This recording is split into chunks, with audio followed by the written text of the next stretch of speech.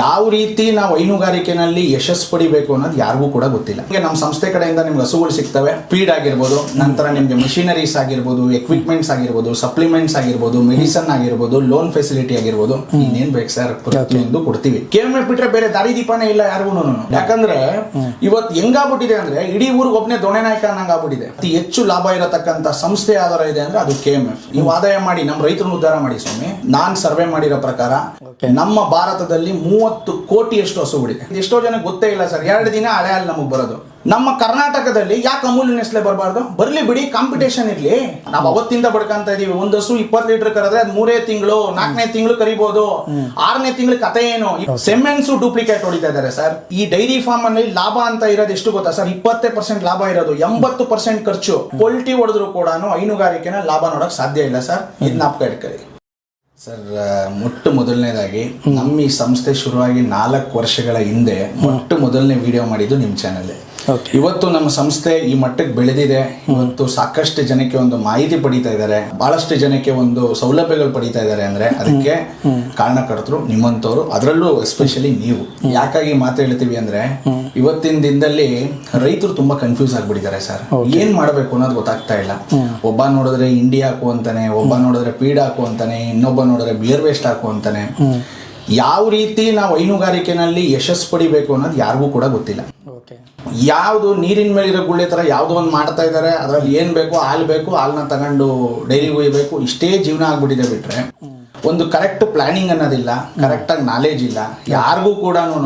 ನಾವ್ ಏನ್ ಹಾಕಿದ್ರೆ ಹಾಲು ಬರುತ್ತೆ ಅನ್ನೋದೇ ಫಸ್ಟ್ ಆಫ್ ಆಲ್ ಯಾರಿಗೂ ಗೊತ್ತಿಲ್ಲ. ಸೊ ಈ ರೀತಿನಲ್ಲಿ ಇರ್ಬೇಕಾದ್ರೆ ಈ ನಮ್ಮ ಸಂಸ್ಥೆ ಏನ್ KPDF ಅಂತ ಶುರು ಮಾಡಿ 4 ವರ್ಷಗಳಾಗಿದೆ. ಹಲವಾರು ಜನಕ್ಕೆ ನಮ್ಮ ರಾಜ್ಯದಲ್ಲಿರತಕ್ಕಂಥ ಯಾವುದೋ ಒಂದು ಚಿಕ್ಕಳ್ಳಿಯಿಂದ ಹಿಡಿದು ದೊಡ್ಡೂರವರೆಗೂ ಇರತಕ್ಕಂಥ ಸಾಕಷ್ಟು ಜನ ರೈತರಿಗೆ ನಮ್ಮ ಕೈಲಾದಷ್ಟು ಸೇವೆ ನಾವು ಮಾಡಿದ್ದೀವಿ. ಸೊ ಈ ರೀತಿ ನಡೀತಾ ಬಂದಿದೆ. ಭಗವಂತನ ಇಚ್ಛೆ ಮುಂದೆ ಬರೋರ್ಗೂ ಕೂಡ ನಮ್ಮ ಕೈಲಿ ಏನ್ ಸಹಾಯ ಆಗುತ್ತೆ ಅದು ನಾವು ಖಂಡಿತ ಮಾಡ್ತೀವಿ ಸರ್. ಸೊ ನೋಡಿ, ನಮ್ಮ ಸಂಸ್ಥೆ ಬಂದು ಬೇರೆ ಎಲ್ಲೂ ಇಲ್ಲ ಸರ್. ಇಡೀ ಕರ್ನಾಟಕದಲ್ಲಿ ಒಂದೇ ಕಡೆ ಇರೋದು, ಅದು ಬೆಂಗಳೂರಲ್ಲಿ ಮಲ್ಲೇಶ್ವರಂ ಅಲ್ಲಿ 8th ಕ್ರಾಸ್ ಅಲ್ಲಿ ನಮ್ಮ ಸಂಸ್ಥೆ ಇದೆ, ಗಿರಿಜಾ ಟವರ್ ಅಂತ ಹೇಳಿ. ಅವತ್ತಿಂದ 4 ವರ್ಷದಿಂದ ಯಾವ ಆಫೀಸ್ ಇದೆಯೋ ಇವತ್ತು ಅದೇ ಆಫೀಸ್ ಮಾಡಿದೀವಿ. ನಮ್ಮ ಸಂಸ್ಥೆ ಮುಖಾಂತರ ಬ್ರೀಫ್ ಆಗಿ ನಾನು ಸುಮ್ಮನೆ ಹೇಳ್ಕೊಂಡು ಹೋಗ್ಬೇಕು ಅಂದ್ರೆ ಮೊದಲನೇದಾಗಿ ನಮ್ಮ ಸಂಸ್ಥೆನಲ್ಲಿ ಯಾವ ರೀತಿ ಶೆಡ್ ನಿರ್ಮಾಣ ಮಾಡಬೇಕು ಅನ್ನೋದನ್ನ ನಾವು ತಿಳಿಸ್ಕೊಡ್ತೀವಿ. ಮುಂಚೆ ನಾವೇ ಕಟ್ಟಿಸ್ಕೊಡ್ತಾ ಇದ್ವಿ, ಈಗ ನಮ್ಗೆ ಕೆಲಸ ಆಗಲ್ಲ. ಸೊ ಹಾಗಾಗಿ ನಾವು ಅದ್ರ ಡಿಸೈನ್ಸ್ ನ ಕೊಡ್ತೀವಿ. ನೀವು ಆ ಶೆಡ್ ನ ಯಾವ ತರ ನಿರ್ಮಾಣ ಮಾಡಬೇಕು ಅನ್ನೋದನ್ನ ತಿಳ್ಕೊಂಡು ನೀವು ಶೆಡ್ ನಿರ್ಮಾಣ ಮಾಡಬೇಕು. ಎರಡನೇದಾಗಿ ನಿಮ್ಗೆ ನಮ್ಮ ಸಂಸ್ಥೆ ಕಡೆಯಿಂದ ನಿಮ್ಗೆ ಹಸುಗಳು ಸಿಗ್ತವೆ. ಹಸುಗಳಲ್ಲಿ ನಿಮ್ಗೆ ಒಂದು ದಿನಕ್ಕೆ 20 ಲೀಟರ್ ಕರಿಯೋ ಹಸುವಿಂದ ಹಿಡಿದು ಒಂದು ದಿನಕ್ಕೆ 50 ಲೀಟರ್ ಕರಿಯೋ ಹಸುಗಳು ಇದೆ. ಸೊ ಈ ರೀತಿನಲ್ಲಿ ಹಸುಗಳು ನಮ್ಮ ಸಂಸ್ಥೆ ಮುಖಾಂತರ ಸಿಗ್ತದೆ, ನೀವು ತಗೊಬಹುದು. ನಂತರ ಅದನ್ನ ಬ್ರೀಡ್ ಮಾಡ್ಕೊಳ್ಳೋಕೆ ಸೆಮೆನ್ಸ್ ಅಂತ, ಇವಾಗ ಕಡ್ಡಿಗಳು ಅಂತ ಏನ್ ಹೇಳ್ತೀವಿ, ಆ ಸೆಮೆನ್ಸ್ ಕೂಡ ನಮ್ಮಲ್ಲೇ ಸಿಗ್ತವೆ. ಆ ಸೆಮೆನ್ಸ್ ನ ಪಡ್ಕೊಂಡು ನಿಮ್ಮ ಹಸುಗಳನ್ನ ಬ್ರೀಡ್ ಮಾಡಬಹುದು. ನಂತರ ನಿಮ್ಗೆ ಫುಡ್ ಅಂಡ್ ಫೀಡ್, ಇವತ್ತು ಮೇವು ಅಂತ ಏನ್ ಕರಿತವೆ, ಸೈಲೇಜ್ ಗಳಾಗಿರ್ಬೋದು, ಅಥವಾ ನಿಮ್ಗೆ ಜೋಳದ ಕಡ್ಡಿನೇ ಬೇಕಾಗಿರ್ಬೋದು, ಅದನ್ನ ಪ್ರೊವೈಡ್ ಮಾಡ್ಕೊಡ್ತೇವೆ. ಇಲ್ಲ ಅಂದ್ರೆ ನಿಮ್ಗೆ ಫೀಡ್ ಬೇಕು ಅಂದ್ರೆ ಫೀಡ್ ಕೂಡ ನಮ್ಮಲ್ಲಿ ಪ್ರೊವೈಡ್ ಮಾಡ್ಕೊಡ್ತೇವೆ. ಅದು ಇಲ್ಲಿಂದಲ್ಲ, ಅದನ್ನ ಹೋಗ್ತಾ ನಾನು ಹೇಳ್ತೀನಿ. ಸೊ ಫೀಡ್ ಆಗಿರ್ಬೋದು, ನಂತರ ನಿಮ್ಗೆ ಮಿಷಿನರೀಸ್ ಆಗಿರ್ಬೋದು, ಎಕ್ವಿಪ್ಮೆಂಟ್ಸ್ ಆಗಿರ್ಬೋದು, ಸಪ್ಲಿಮೆಂಟ್ಸ್ ಆಗಿರ್ಬೋದು, ಮೆಡಿಸನ್ ಆಗಿರ್ಬೋದು, ಲೋನ್ ಫೆಸಿಲಿಟಿ ಆಗಿರ್ಬೋದು, ಇನ್ನೇನ್ ಬೇಕು ಸರ್ ಪ್ರತಿಯೊಂದು ಕೊಡ್ತೀವಿ. ಸಾಕಷ್ಟು ಜನ ರೈತರು ನಾವು ಬರ್ತಾರೆ, ನಮ್ಮ ಮಾತನ್ನ ಕೇಳಿಸ್ಕೊಂತಾರೆ, ಅಲ್ಲೋಗಿ ಇನ್ನೊಂದೇನೋ ಮಾಡ್ತಾ ಇರ್ತಾರೆ. ಯಾಕಂದ್ರೆ ನಾವು ಬಂದು ನಿಮ್ ಜಾಗದಲ್ಲಿ ಮಾಡಕ್ಕಾಗಿರಲ್ಲ. ನೀವು ಫಾರ್ ಎಕ್ಸಾಂಪಲ್ ಹುಬ್ಳಿನೋ, ಧಾರವಾಡ, ಬೆಳಗಾಮೋ ಎಲ್ಲೋ ಒಂದ್ ಕಡೆ ಇದೀರಾ ಅಂತ ಅನ್ಕೊಡೋಣ. ನಾನು ಇಲ್ಲಿ ಬರೀ ಹೇಳ್ಬೋದು, ನಾನ್ ಬಂದು ನಿಮ್ಗೆ ಮಾಡ್ಸಕ್ ಆಗಲ್ಲ. ಅಟ್ ದ ಫೈನಲ್ ಪಾಯಿಂಟ್ ನೀವು ಮಾಡ್ಬೇಕಾ ಕೆಲಸನ. ಬಟ್ ನಾವ್ ಏನ್ ಹೇಳಿರ್ತೀವಿ, ಚಾಚು ತಪ್ಪದೆ ನೀವು ಪಾಲಿಸಿದ್ದೆ ಆಯ್ತು ಅಂದ್ರೆ ಹೈನುಗಾರಿಕೆ ಲಾಸ್ ಆಗಲ್ಲ ಸರ್. ಇವತ್ತು ಹೈನುಗಾರಿಕೆ ಲಾಸ್ ಆಗೋದಕ್ಕೆ ಕಾರಣಕರ್ತರು ಯಾರು ಅಲ್ಲ ಸರ್, ನಾವುಗಳೇ ಕಾರಣಕರ್ತರು. ನಾವ್ ಏನ್ ಮಾಡ್ಕೊಂಡ್ ಬರ್ತಾ ಇದೀವಿ, ಆಧುನಿಕತೆ ಬಳಸಲೇ ಇಲ್ಲ, ಕಾಲಕ್ಕೆ ತಕ್ಕಂತ ಬದಲಾಗ್ಲೇ ಇಲ್ಲ.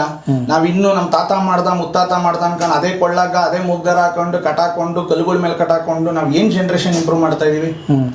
ಈ ರೀತಿನಲ್ಲಿ ಒಂದೊಂದನ್ನು ನಾವು ಮಾತಾಡ್ತಾ ಹೋಗ್ತೀವಿ ಅಂದ್ರೆ ಸಾಕಷ್ಟು ಬದಲಾವಣೆ ಬೇಕಾಗಿದೆ. ನಮ್ಮ ರೈತರಿಗೆ ಫಸ್ಟ್ ಆಫ್ ಆಲ್ ನಾಲೆಜ್ ಇಲ್ಲ, ಸೌಲಭ್ಯಗಳಂತೂ ಮೊದಲೇ ಇಲ್ಲ. ಸೊ ಈ ರೀತಿನಲ್ಲಿ ನಮ್ಮ ಸಂಸ್ಥೆ ಇದೆ ಸರ್. ನಮ್ಮ ಸಂಸ್ಥೆದು ಹೆಲ್ಪ್ಲೈನ್ ನಂಬರ್ ಅಂತ ಮಾಡಿದೀವಿ. ರೈತರು ನಮ್ಮ ಹೆಲ್ಪ್ಲೈನ್ ನಂಬರ್ಗೆ ಫೋನ್ ಮಾಡಿ ಯಾವಾಗ ಬೇಕೋ, ಏನ್ ಮಾಹಿತಿ ಬೇಕೋ, ಏನ್ ಸೌಲಭ್ಯ ಪಡಿಬಹುದು. ಬೆಳಿಗ್ಗೆ 10 ಗಂಟೆಯಿಂದ ಸಂಜೆ 7 ಗಂಟೆ ತನಕ ನಮ್ಮ ಹೆಲ್ಪ್ಲೈನ್ ನಂಬರ್ ಇರುತ್ತೆ. ಆ ಹೆಲ್ಪ್ಲೈನ್ ನಂಬರ್ ನಿಮಗೆ ಕೊಟ್ಟಿರ್ತೀನಿ, ದಯವಿಟ್ಟು ಡಿಸ್ಪ್ಲೇ ಮಾಡಿ, ರೈತರಿಗೆ ಅನುಕೂಲ ಆಗ್ಲಿ. ಸೊ ಇದು ನಮ್ಮ ಸಂಸ್ಥೆ ಸರ್. ಓಕೆ, ಸಂಸ್ಥೆ ಈಗ ಸರ್ ಹೇಗೆ ನಡೀತಾ ಇದೆ? ಮತ್ತೆ ನಿಮ್ಮ ಸಂಸ್ಥೆಯಲ್ಲಿ ಸರ್ ಯಾವ್ಯಾವ ಭಾಗದಲ್ಲಿ ರೈತರುಗಳಿದ್ದಾರೆ ಸರ್? ನೋಡಿ, ನಮ್ಮ ಸಂಸ್ಥೆ ಯಾವ ತರ ನಡೆಯುತ್ತೆ ಅಂದ್ರೆ it is not A commercial. ಅಂದ್ರೆ ಮೊದಲನೇದಾಗಿ ಇದೊಂಥರ ಕಮರ್ಷಿಯಲ್ ಸಂಸ್ಥೆ ಅಲ್ಲ.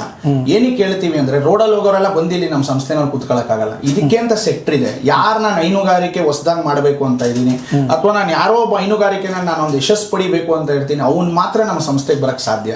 ಅದರಲ್ಲಿ ಇವತ್ತು ತೀರಾಮಾನವಾಗಿ ಇವತ್ತು ನಮ್ಮಲ್ಲಿ ಹಾಲಿನ ಬೆಲೆ ಆಗಿರ್ಬೋದು, ನಮ್ಮಲ್ಲಿ ನಮ್ಮ ರೈತರು ದಿನಕ್ಕೆ ಕುಗ್ತಾ ಇರೋದಾಗಿರ್ಬೋದು, ಇವನ್ನೆಲ್ಲ ನೋಡ್ತಾ ಇದ್ರೆ ಮುಂದಿನ ದಿನಗಳಲ್ಲಿ ನಿಜವಾಗ್ಲೂ ರೈತರು ಇರ್ತಾರ ಇಲ್ವಾ? ನಮ್ಮ ಮುಂದಿನ ದಿನಗಳಲ್ಲಿ ನಮ್ಮ ಹಸುಗಳ ಸಂತತಿ ಎಲ್ಲಿಗೆ ಹೋಗ್ಬೋದು ಅಂತ ನಾವು ಊಹೆ ಮಾಡ್ಬೇಕಾಗತ್ತೆ. ಹೌದು. ಇವತ್ತು ನಮ್ಮ ರೈತರು ಯಾವ ತರ ಸಂಕಷ್ಟದಲ್ಲಿದ್ದಾರೆ ಅಂದ್ರೆ, ಯಾವುದೇ ರೀತಿನಲ್ಲೂ ಅವ್ರಿಗೆ ಸೌಲಭ್ಯಗಳು ಸಿಗ್ತಾನೆ ಇಲ್ಲ. ನಾವ್ ಏನ್ KMF ಅಂತ ಇವತ್ತು ಹೇಳ್ತಾ ಇದೀವಿ, KMF ಒಂದೇ ದಾರಿದೀಪ ಆಗಿದೆ.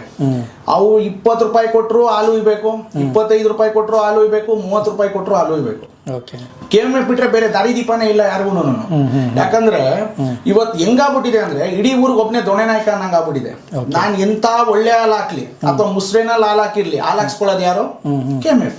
ಅವ್ರು ಕೊಟ್ಟಷ್ಟು ಹಾಲನ್ನ ತಗೊಬೇಕು, ಇಲ್ಲ ಅಂದ್ರೆ ತಗೊಂಡ್ ಮೋರಿಗೆ ಸುರಿಬೇಕು. ಯಾರಿದ್ದಾರೆ? ಹಾಗಾಗಿ ನಾವೇನ್ ಹೇಳ್ತೀವಿ, ಮುಖ್ಯವಾಗಿ ನಮ್ಮ ರೈತರಿಗೆ ಏನ್ ಹೇಳ್ತೀವಿ, ದಯವಿಟ್ಟು ನಿಮ್ಮ ಓನ್ ಮಾರ್ಕೆಟ್ ನ ಸೃಷ್ಟಿ ಮಾಡ್ಕೊಳ್ಳಿ ಸರ್. ನಿಮ್ಮ ಊರಲ್ಲಿದ್ದೀರಾ, ನಿಮ್ಮ ಊರಲ್ಲೇ ಮಾರ್ಕೆಟ್ ಸೃಷ್ಟಿ ಮಾಡಿ. ಮಾರ್ಕೆಟ್ ಸೃಷ್ಟಿ ಅಂದ್ರೆ ಏನು? ನಿಮ್ಮ ಲೋಕಲ್ ಮಾರ್ಕೆಟ್ ಅಂದ್ರೆ ನಿಮ್ಮ ಅಕ್ಕಪಕ್ಕ ಇರತಕ್ಕಂಥ ದೊಡ್ಡ ದೊಡ್ಡ ಹೋಟ್ಲ್ ಆಗಿರ್ಬೋದು, ಮನೆಗಳಾಗಿರ್ಬೋದು, ಇಂಥ ಕಡೆಗೆ ನಿಮ್ಮ ಹೈಜೀನ್ ಆಗಿರತಕ್ಕಂಥ ಹಾಲು ಅಂದ್ರೆ ಶುದ್ಧವಾಗಿರತಕ್ಕಂಥ ಹಾಲನ್ನ ನೀವೇ ಹೋಗಿ ಮಾರಾಟ ಮಾಡಿದಾಗ ಮಾತ್ರನೇ ನೀವು ಲಾಭ ನೋಡಕ್ ಸಾಧ್ಯ. ನಿಮ್ಮ ಓನ್ ಮಾರ್ಕೆಟ್ ನ ನೀವು ಕ್ರಿಯೇಟ್ ಮಾಡಿಲ್ಲ ಅಂದ್ರೆ ಖಂಡಿತ ಲಾಭ ನೋಡಕ್ ಸಾಧ್ಯ ಇಲ್ಲ ಸರ್. ಒಂದಿನ ಕಷ್ಟ, 2 ದಿನ ಕಷ್ಟ, 3 ದಿನ ಕಷ್ಟ, 4ನೇ ದಿನಕ್ಕೆ ಖಂಡಿತವಾಗ್ಲೂ ಲಾಭ ಇದೆ. ಅದನ್ನ ಬಿಟ್ಟು ನೀವು KMF ನ ನೆಚ್ಕೊಂಡು ಹಾಲು ಹಾಕೊಂಡು ಹಿಂಗೆ ಇರ್ತೀರಾ ಅಂದ್ರೆ KMF ಅಲ್ಲಿ ಖಂಡಿತವಾಗ್ಲೂ ಕೂಡ ನಿಮ್ಮಂತ ರೈತರು ಎಷ್ಟೋ ಜನ ಇವತ್ತು ಹಸುಗಳು ತೆಗಿತಾ ಇದಾರೆ ಅಂದ್ರೆ ಕಾರಣನೇ KMF ಆಗಿದೆ ಸರ್. ಸರ್, ಈಗ ಹಾಲು ಹಾಕ್ತಾ ಇದ್ದಾರೆ, ಏನ್ ಆಗ್ತಿದೆ ಸರ್ ಹಂಗಾರೆ KMF ಕಡೆಯಿಂದ? KMF ಬಗ್ಗೆ ಸಂಪೂರ್ಣವಾಗಿ ಒಂದು ಸ್ವಲ್ಪ ಮಾಹಿತಿ ಕೊಡಿ ಸರ್. ಸರ್ ನೋಡಿ ಸರ್, KMF ಗೆ ನಮಗೂ ತುಂಬಾ ಹೆಮ್ಮೆ ಇದೆ ಸರ್. ನಮ್ಮ ಇಡೀ ಭಾರತದಲ್ಲೇನೆ ಅದೊಂದು ದೊಡ್ಡ ಸಂಸ್ಥೆ ಆಗಿ ಇವತ್ತು ಕರ್ನಾಟಕಕ್ಕೆ ಹೆಮ್ಮೆ ಆಗಿ ಬೆಳೆದಿರತಕ್ಕಂಥ ಸಂಸ್ಥೆ KMF. ಅದರಲ್ಲಿ ನಮ್ಮ ಕರ್ನಾಟಕದಲ್ಲಿ ಅತಿ ಹೆಚ್ಚು ಲಾಭ ಇರತಕ್ಕಂಥ ಸಂಸ್ಥೆ ಯಾವ್ದಾರ ಇದೆ ಅಂದ್ರೆ ಅದು KMF. ಅದಕ್ಕೆ ಸರ್ ಲಕ್ಷ ಕೊಟ್ಟು ಇವತ್ತು ಜನ ಹೋಗಿ ಅದಕ್ಕೆ ಸೇರ್ಕೊಂತಾ ಇದಾರೆ. ಏನಕ್ಕೆ ಸೇರ್ಕೊಂತಾ ಇದಾರೆ ಅಂದ್ರೆ ಅದ್ರಲ್ಲಿ ಆದಾಯ ಇದೆ. ಖಂಡಿತ ಅದ್ರಲ್ಲಿ ಆದಾಯ ಇದೆ. ನೀವು ಆದಾಯ ಮಾಡಿ ನಮ್ಮ ರೈತರನ್ನು ಉದ್ಧಾರ ಮಾಡಿ ಸ್ವಾಮಿ. ನಮ್ಮ ರೈತರ ಯಾಕೆ ಹಿಂಗೆ ಇರ್ಬೇಕಾ? ರೈತರಾಗ ಇದಾರೆ. ಇದೊಂದು ಮಾಹಿತಿ ತಿಳ್ಕೊಳ್ಳಿ. ನಾನ್ ಸರ್ವೆ ಮಾಡಿರೋ ಪ್ರಕಾರ ನಮ್ಮ ಭಾರತದಲ್ಲಿ 30 ಕೋಟಿಯಷ್ಟು ಹಸುಗಳಿದೆ. ಎಷ್ಟು? 30 ಕೋಟಿ ಹಸುಗಳಿದೆ. 30.7 ಮಿಲಿಯನ್ ಹಸುಗಳೇನಿದೆ ಅಂದ್ರೆ 30 ಕೋಟಿ ಅಂತ ಅನ್ಕೊಳ್ಳೋಣ. 30 ಕೋಟಿ ಹಸುಗಳಿದೆ. ಇಡೀ ನಮ್ಮ ಪ್ರಪಂಚದಲ್ಲೇನೆ ಅತಿ ಹೆಚ್ಚು ಹಸುಗಳಿರೋದು ನಮ್ಮ ಭಾರತ. ಅದೇ ರೀತಿ ಅತಿ ಹೆಚ್ಚು ಹಾಲಾಗ್ತಾ ಇರತಕ್ಕಂಥದ್ದು ನಮ್ಮ ಭಾರತ. ಆದ್ರೂ ನಾವೇನಕ್ಕೆ ಲಾಸ್ ಅಲ್ಲಿ ಇದೀವಿ ಅಂತ ನೀವು ಕೇಳಿದ್ರೆ, ಇಲ್ಲಿ ಆವರೇಜ್ ಮಿಲ್ಕ್ ಅಂದ್ರೆ ಕನಿಷ್ಠ ಹಾಲು ಪ್ರತಿಯೊಬ್ಬ ರೈತ ಹಾಲಾಗ್ತಾ ಇರೋದು ಎಷ್ಟಿದೆ ಗೊತ್ತಾ? 4 ಲೀಟರ್ ಇದೆ. ಯಾವಾಗ ಒಬ್ಬ ರೈತ ಆವರೇಜ್ ಅನ್ನೋದನ್ನ ತಗೊಂಡು ಹೋಗ್ಬಿಟ್ಟು 20, 22, 23 ಲೀಟರ್ ತಗೊಂಡು ಹೋಗ್ತಾನೆ, ಅವತ್ತು ಉದ್ಧಾರ ಆಗ್ತಾನೆ. ಇಲ್ಲಿ ಒಂದ್ ಅರ್ಥ ಮಾಡ್ಕೊಳ್ಳಿ, 4 ಹಸು ಕಟ್ಕೊಂಡು 40 ಲೀಟರ್ ಹಾಲು ಹಾಕೋದ್ ಹೆಂಗಿದೆ, 1 ಹಸು ಅಥವಾ 2 ಹಸು ಕಟ್ಕೊಂಡು 40 ಲೀಟರ್ ಹಾಕೋದ್ ಹೆಂಗಿದೆ. ಇಲ್ಲಿ ನಮ್ಗೇನಾಗಿದೆ ಪ್ರಾಬ್ಲಮ್, ಒಳ್ಳೆ ಹಸುಗಳಿಲ್ಲ. 10 ಹಸು ಕಟ್ಕೊಂಡಿರ್ತಾನೆ, 50 ಲೀಟರ್ ಹಾಲು ಹಾಕ್ತಾ ಇರ್ತಾನೆ. 5 ಲೀಟರ್ ಕರಿಯೋ ಹಸುಗೂ ಅದೇ ಮೇವು ಬೇಕು, ಅದೇ ನೀರು ಬೇಕು, ಅದೇ ಕೇರು. 50 ಲೀಟರ್ ಕರಿಯೋ ಹಸುಗೂ ಅದೇ ಮೇವು, ಅದೇ ನೀರು, ಅದೇ ಕೇರು. ವ್ಯತ್ಯಾಸ ಏನು? ನಮ್ಮ ಹತ್ರ ಎಂತ ಹಸು ಇದೆ ನನ್ ಮುಖ್ಯ ಆಗ್ತಾ ಇದೆ. ಇಲ್ಲಿ ಉದ್ಧಾರ ಆಗ್ತಾ ಇರೋದು ಅವರು, ನೀವಿಲ್ದೇ ಹೋಗ್ರಪ್ಪ ಅಂತಾರೆ. ಪ್ಲಸ್ ಇವತ್ತು KMF ಗೆ ಒಂದು ಕೇಳಕ್ ಇಷ್ಟಪಡ್ತೀವಿ ಸರ್. ಇವ್ರಿಗೆ ಅತಿ ಹೆಚ್ಚು ಹಾಲಾಗಿದೆ ಅಂತ ಇದಾರಲ್ಲ, ಈ ವಿಡಿಯೋ ನೋಡ್ತಾ ಇರೋ ರೈತರಿಗೆ ನೀವು ಕೇಳ್ಕೊಳ್ಳಿ. 5 ವರ್ಷಗಳಿಂದ ನಿಮ್ಮ ಊರಲ್ಲಿ ಎಷ್ಟು ಹಸುಗಳಿತ್ತು, ಈಗ ಎಷ್ಟು ಹಸುಗಳಿದೆ? 10 ವರ್ಷದಿಂದ ಎಷ್ಟು ಜನ ಹಸುಗಳು ಕಟ್ಟಿದ್ರು, ಈಗ ಎಷ್ಟು ಜನ ಹಸುಗಳು ಕಟ್ಟಿದ್ದಾರೆ? ನೀವು ಯೋಚನೆ ಮಾಡ್ಕೊಳ್ಳಿ. ಹೆಂಗೆ ಸಾಧ್ಯ? ಇವತ್ತು ಹೈಯೆಸ್ಟ್ ಪ್ರಾಫಿಟ್ ಇಂಡಸ್ಟ್ರಿ ಏನ್ KMF ಇದೆ, ಇವತ್ತು KMF ಅವರು ಅತಿ ಹೆಚ್ಚು ನಮ್ಗೆ ಹಾಲು ಇಳುವರಿ ಇದೆ ಅಂತ ಹೇಳ್ತಾ ಇದಾರಲ್ಲ, ಇದು ಒಂದೇ ನೆಪ ಹಿಡ್ಕೊಂಡು ಪಟ್ಟಂದ್ಬಿಟ್ಟು ನಮ್ಮ ರೈತರಿಗೆ 1 ರೂಪಾಯಿ 2 ರೂಪಾಯಿ ಗರಿಷ್ಠ ಇಳಿಸೇ ಬಿಟ್ರು. ಯಾರು ರೈತರು ಕೇಳ್ತಾ ಇಲ್ಲ. ಕೇಳಿದ್ರೆ ಅಯ್ಯೋ ಯಾಕಪ್ಪ ನಮ್ಗೆ ಹಾಲು ಹಾಕ್ಸ್ಕೊಂಡಿದ್ರೆ ನಾವ್ಯಾರು ಹಾಕೋದು ಅಂತ ಇದಾರೆ. ಅದೇ ರೀತಿ ನಮ್ಮ ಕನ್ಸ್ಯೂಮರ್ಸ್ ಅಂದ್ರೆ ಏನು? ನಮ್ಮ ಲೋಕಲ್ ಇರತಕ್ಕಂಥ ಜನ ಯಾರಿರ್ತಾರೆ, ನಮ್ಮ ಊರಲ್ಲಿ ಯಾರೋ ಒಬ್ಬ ಹಸು ಕಟ್ಟಿದ್ದಾನೆ ಅಂದ್ರೆ ಅವನು ಪ್ರೋತ್ಸಾಹ ಕೊಡಿ, ಅವನ ಹತ್ರ ಹಾಲು ತಗೊಳ್ಳಿ. 2 ದಿನ ಹಳೆ ಹಾಲ್ನ ಅವ್ರು ಏನೇನ್ ಬೆಳೆಸಿರ್ತಾರೋ, ಹೆಂಗಿರುತ್ತೋ ಏನಿರುತ್ತೋ, ಬರೀ ಪ್ಯಾಕೆಟ್ ಹಾಕಿ ನಂದಿನಿ ಅಂತ ಕೊಡೋ ಹಾಲ್ನ ನೀವು ತಗೊಂತಾ ಇದ್ದೀರಾ. ನಿಮ್ ಊರಲ್ಲಿ ಇರತಕ್ಕಂತ ಒಬ್ಬ ರೈತ ಹಸು ಕಟ್ಟಿದ್ದಾನೆ, ಶುದ್ಧವಾಗಿರೋ ಹಾಲು ತಗೊಂತಾ ಇದ್ದಾನೆ, ಕರೀತಾ ಇದ್ದಾನೆ, ಅದನ್ನ ತಗೊಳ್ಳಿ. ಆ ರೈತನಿಗೂ ಉಪಯೋಗ ಆಗ್ತದೆ. ಅದನ್ನ ನೀವು ಮಾಡಲ್ಲ. ಅದನ್ನ ಬಿಟ್ಟು ಏನ್ ಮಾಡ್ಬೇಕು, ನಾವು ಯಾವ್ದೋ ಹಾಲು ಎಲ್ಲಿಗೋ ಹೋಗುತ್ತೆ ಎಲ್ಲೋ ಬರುತ್ತೆ. ಇದು ಎಷ್ಟೋ ಜನಕ್ಕೆ ಗೊತ್ತೇ ಇಲ್ಲ ಸರ್. 2 ದಿನ ಹಳೆ ಹಾಲು ನಮಗ್ ಬರೋದು. ನಾವು ಅದನ್ನ ಏನ್ ಮಾಡ್ತೀವಿ, ಹಾಕೊಂಡು ಕುಡಿತಾ ಇದೀವಿ, ತಿಂತಾ ಇದೀವಿ, ಎಲ್ಲ ಮಾಡ್ತಾ ಇದೀವಿ. ನೀವು ಎಲ್ಲೋ ಮ್ಯಾನುಫ್ಯಾಕ್ಚರಿಂಗ್ ಆಗೋತಕ್ಕಂತ ಹಾಲೇ ನಂಬ್ತಾ ಇದೀರಾ ಅಂದ್ರೆ, ನಿಮ್ಮೂರಲ್ಲಿ ನಿಮ್ ಕಣ್ಣು ಮುಂದೆ ಇರತಕ್ಕಂತ ಹಸುನಲ್ಲಿ ಬರತಕ್ಕಂತ ಹಾಲ್ ಯಾಕೆ ನಂಬ್ತಾ ಇಲ್ಲ ನೀವು? ನಂಬಿ ಸರ್, ಖಂಡಿತ ನಂಬಿ. ರೈತ ಮೋಸ ಮಾಡಲ್ಲ. ಅದೇ ರೀತಿ ರೈತರು ಅಷ್ಟೇನೆ, ಹಸುಗೆ ಏನ್ ಕೊಡ್ಬೇಕು ಅದ್ ಕೊಡ್ಬೇಕು ಸರ್. ಹಸುಗೆ ನೀವೇನ್ ಕೊಡ್ಬೇಕು ಅದೇ ಕೊಡ್ಬೇಕು. ಮನುಷ್ಯ ಏನ್ ತಿನ್ಬೇಕು ಅದೇ ತಿನ್ಬೇಕು. ಹಸುಗೆ ನೀವು ಬಿಯರ್ ವೇಸ್ಟ್ ಹಾಕು, ಇನ್ನೊಂದ್ ಹಾಕು, ಮತ್ತೊಂದ್ ಹಾಕು ಅನ್ನಂಗಿದ್ರೆ ಪ್ರಪಂಚದಲ್ಲಿ ಎಲ್ಲಾರು ಅದೇ ಹಾಕಿರೋರು. ಇವತ್ತು ಬಿಯರ್ ವೇಸ್ಟ್ ಬಗ್ಗೆ ಬರ್ತಾ ಇದೆ. ನಮ್ಮ ಬೆಂಗಳೂರು ಗ್ರಾಮಾಂತರದಲ್ಲಿ 10 ವರ್ಷದ ಹಿಂದೆನೆ ಎಲ್ಲ ಉಯ್ದ್ಬಿಟ್ಟಿದ್ರು. ಬಿಯರ್ ವೇಸ್ಟ್ ಎಲ್ಲ ಹಾಕಿ ಅವತ್ತಿಗೆನೆ ನಿಲ್ಸಿದ್ರು. ಅಯ್ಯೋ ಬೇಡಪ್ಪ ಹಸುಗಳು ಹಾಲಾಗ್ತದೆ ಅಂತ ಹೇಳಿ. ಇವತ್ತು ಬಿಯರ್ ವೇಸ್ಟ್ ಅನ್ನೋದು ಅಷ್ಟೊಂದು ಪ್ರಾಮುಖ್ಯತೆಯಿಂದ ಇದ್ದು ಅಷ್ಟೊಂದು ಲಾಭ ಇರತಕ್ಕಂತ ಇದ್ದಿದ್ರೆ ಇಡೀ ಒಂದು ದೇಶ ಹಾಲ್ನಲ್ಲಿ ನಡೀತಾ ಇದೆ. ಅದು ನ್ಯೂಜಿಲೆಂಡ್ ಅಲ್ಲಿ ಯಾಕೆ ಉಪಯೋಗಿಸ್ತಾ ಇಲ್ಲ? ಅಲ್ಲಿ ಬಿಯರ್ ಫ್ಯಾಕ್ಟರಿಗಳಿಲ್ವಾ? ಜರ್ಮನ್ ಬಿಯರ್ ಅಂದ್ರೇನೆ ಫೇಮಸ್. ಬಿಯರ್ ಅತಿ ಹೆಚ್ಚು ಬಿಯರ್ ಇಂಡಸ್ಟ್ರಿ ಇರೋದಲ್ಲೇನೆ. ಅಲ್ಲಿರೋ ರೈತರು ಯಾಕೆ ಬಿಯರ್ ಯೂಸ್ ಮಾಡ್ತಾ ಇಲ್ಲ? ನಾನ್ ಹೇಳೋದು ಏನ್ ಗೊತ್ತಾ ಸರ್, ಪರಿಶುದ್ಧವಾಗಿರತಕ್ಕಂತ ನೀವು ಮೇವ್ನ ಕೊಟ್ಟಾಗ ಒಳ್ಳೆ ಹಾಲು ಬರ್ತದೆ. ನಾವೇನು ಮಾಡ್ತಾ ಇದೀವಿ, ಯಾರೋ ತಾನೇ ಹಾಲು ಕುಡಿಯೋದು, ಹಾಕು ಹಾಕು ಹಾಕು, ಏನೋ ಒಂದ್ ಹಾಕು ಹಾಲು ಬರಬೇಕು. ಈ ರೀತಿನಲ್ಲಿ ನಡೀತಾ ಬಂದಿದೆ ಸರ್. 20 ರೂಪಾಯಿ 1 ಲೀಟರ್ ನೀರು, 1 ಲೀಟರ್ ಹಾಲು 27 ರೂಪಾಯಿ. ಎಲ್ಲಿಂದ ಎಲ್ಲಿಗೆ ಸರ್ ನ್ಯಾಯ? ಇವತ್ತು ನೀವು ಸ್ಕಾಟ್ಲ್ಯಾಂಡ್, ನೆದರ್ಲ್ಯಾಂಡ್ ಅನ್ಕೊಂಡ್ ಕ್ರಿಕೆಟ್ ಟೀಮ್ಗೆ ಸಪೋರ್ಟ್ ಮಾಡಿ ನಿಮ್ ಆಚೆ ಕಡೆ ಮಾರ್ಕೆಟ್ ಸೃಷ್ಟಿ ಮಾಡಕ್ ಹೋಗ್ತಾ ಇದ್ದೀರಾ. ನಮ್ಮ ಕರ್ನಾಟಕದಲ್ಲಿ ಯಾಕೆ ಅಮೂಲ್ ನೆಸ್ಲೆ ಬರಬಾರ್ದು? ಬರ್ಲಿ ಬಿಡಿ, ಕಾಂಪಿಟೇಷನ್ ಇರ್ಲಿ. ಈಗ ನಾವೆಲ್ಲ ಒಂದು ಊರಲ್ಲಿ ಇದೀವಿ ಅನ್ಕೊಳ್ಳೋಣ ಸರ್. ನಮ್ಮ ಊರ್ ಸುತ್ತಮುತ್ತ ಯಾವ್ದು ರೇಷನ್ ಅಂಗಡಿ ಇಲ್ಲ ಅನ್ಕೊಳ್ಳೋಣ. ನಮ್ಮ ಊರಲ್ಲಿ ಒಂದೇ ರೇಷನ್ ಅಂಗಡಿ. ಅವ್ನು ಕೊಟ್ಟಷ್ಟೇ ಬೆಲೆ, ಅವ್ನು ಹೇಳಿದ್ದೆ ನ್ಯಾಯ, ಅವ್ನು ಹೇಳಿದ್ದೆ ತೀರ್ಮಾನ ಆಗುತ್ತೆ. ಅದೇ ಇನ್ನೊಬ್ಬ ಹುಡ್ಕೊಂಡ್ರೆ ಇವ್ನ್ ಕಮ್ಮಿ ಕೊಡ್ತಾನೆ ಅಂತ ಅವ್ನು ಕಮ್ಮಿ ಕೊಡ್ತಾನೆ ಅಂತ ಇವ್ನು ಹುಡ್ಕೊಂತಾರೆ. ಅದನ್ನ ನಮ್ಮ KMF ವಿರೋಧವಾಗಿ ಮಾಡ್ಬೇಕು ಅಂತ ನಾನು ಹೇಳ್ತಾ ಇಲ್ಲ. ಬೇರೆಯವರು ಇನ್ವೆಸ್ಟ್ಮೆಂಟ್ ಮಾಡಿ ಬರ್ಲಿ, ನಮ್ಮ ರೈತರು ಉದ್ಧಾರ ಆಗ್ಲಿ ಸರ್. ಇವತ್ತು ನಮ್ಮಂತವ್ರು ಕೋಟ್ಯಾಂತರ ಜನ ಹಾಲಾಗ್ತಾ ಇರ್ಬೋದು KMFಗೆ. ಹೌದು, ಇದೇ ತರ ಇನ್ನೊಂದು ಉಟ್ಕೊಂಡಾಗ ಇವ್ರು ಜಾಸ್ತಿ ಕೊಟ್ರೆ ಇವ್ರಿಗೆ ಕೊಡೋಣ, ಇವ್ರಿಗೆ ಜಾಸ್ತಿ ಕೊಟ್ರೆ ಇವ್ರಿಗೆ ಕೊಡೋಣ. ಕಡೆದಾಗ ಉದ್ದಾರ ಆಗೋದು ಯಾರು? ನಮ್ಮ ರೈತರು.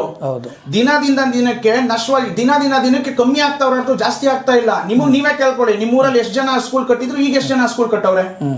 ಯಾರು ಹಸು ಕಟ್ಟಿ ಅಂತ ಹೇಳ್ತಾರ? ಯಾರು ಕಟ್ಟೋದ್ ಬೇಕಾಗಿಲ್ಲ. ಹೋಗ್ಬೇಕು, ಊರಿಂದ ಆಚೆಗೆ ಹೋಗು, ಫಸ್ಟ್ ಹೋಗ್ಬಿಡ್ಬೇಕು. ಊರಿಗೆ ಹೋಗಿ ಎಲ್ಲಾರು ಹೋಗೋ, ಸಿಟಿಗೆ ಹೋಗು, ಸಿಟಿನಲ್ಲಿ ಇರು.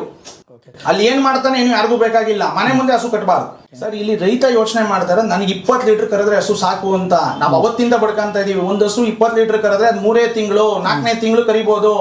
6ನೇ ತಿಂಗಳು ಕತೆ ಏನು? 20 ಲೀಟರ್ ಕರಿ ಹಸು ಸಿಂಗಲ್ ಡಿಜಿಟ್ ಕೊಟ್ಟೋಗಿರ್ತದೆ. 6 ಲೀಟರ್ 7 ಲೀಟರ್ ಕೊಟ್ಟೋಗಿರ್ತದೆ. ಏನ್ ಮಾಡ್ತೀರಾ ಅವಾಗ? ಈಗ ಫಾರ್ ಎಕ್ಸಾಂಪಲ್ ನಂದೇ ಒಂದು ಉದಾಹರಣೆ ಕೊಡ್ತೀನಿ. ನನ್ನ ಮನೆಯಲ್ಲಿ ಒಂದು ಹಸು 45 ಲೀಟರ್ ಕರೀತಾ ಇದೆ ಅಂತ ಅನ್ಕೊಳ್ಳಿ. ಒಂದು ಹಸು ಅತಿ ಹೆಚ್ಚು ಹಾಲು ಕರೆಯೋದು 3 ರಿಂದ 4 ತಿಂಗಳು. ಗೊತ್ತಾಯ್ತಲ್ಲ ಸರ್? 3 ರಿಂದ 4 ತಿಂಗಳಲ್ಲಿ 4 ತಿಂಗಳು ಆದ್ಮೇಲೆ 45 ಲೀಟರ್ ಕರೀತಾರೆ ಹಸು. ದಿನಕ್ಕೆ ಕಮ್ಮಿ ಆಗ್ತಾ ಬರ್ತಾ ಇರುತ್ತೆ. ಕರು ಹಾಕಿ 8 ತಿಂಗಳು 9 ತಿಂಗಳಾಗಿದ್ರು ಕೂಡ ಕನಿಷ್ಠ ಪಕ್ಷ 15 ರಿಂದ 20 ಲೀಟರ್ ಕೊಡ್ತಾ ಇರುತ್ತೆ. ಯಾಸು 45 ಲೀಟರ್ ಕರಿಯತಕ್ಕಂತ ಹಸು ಅಂತದ್ರಲ್ಲಿ 20 ಲೀಟರ್ ಕರಿಯ ಹಸು ಎಲ್ಲಿಗೆ ಹೋಗಿರ್ತದೆ? 2 ಲೀಟರ್ 3 ಲೀಟರ್ 4 ಲೀಟರ್ ಹೋಗಿರ್ತದೆ. ನಾವು ಅದಕ್ಕೆ ಬಾಯ್ ಬಡ್ಕಂತ ಇರೋದು ಕ್ವಾಲಿಟಿ ಮೇಂಟೈನ್ ಮಾಡಿ, ಒಳ್ಳೊಳ್ಳೆ ಸೆಮೆನ್ಸ್ ಮೇಂಟೈನ್ ಮಾಡಿ ಅಂತ. ಸೆಮೆನ್ಸ್ ಅಲ್ಲಿ ಇವತ್ತು ನೀವು ನಂಬ್ತಿರೋ ನಂಬಲ್ವೋ, ಸೆಮೆನ್ಸ್ ಅಲ್ಲೂ ಸ್ಕ್ಯಾಮ್ ಆಗೋಗಿದೆ. ಸೆಮೆನ್ಸ್ ಡೂಪ್ಲಿಕೇಟ್ ಹೊಡಿತಾ ಇದಾರೆ ಸರ್. ಸಿಮೆಂಟ್ಸ್ ಕೂಡ ಡೂಪ್ಲಿಕೇಟ್ ಹೊಡಿತಾ ಇದಾರೆ. ನೀವು ನಂಬಲ್ಲ. ಗೌರ್ಮೆಂಟ್ ಇಂದ ಏನ್ KMF ನಂದಿನಿ ಅನ್ನೋದೇನಿದೆ, ಯಾವ್ದೋ ಒಂದು ಟೆಂಡರ್ ಹೋಗಿದ್ರು ಅಂತ ಅನ್ಕೊಳ್ಳಿ. ನಾನು ಆ ಕಂಪ್ನಿ ಹೆಸರು ಹೇಳಕ್ ಬೇಡ ಸರ್.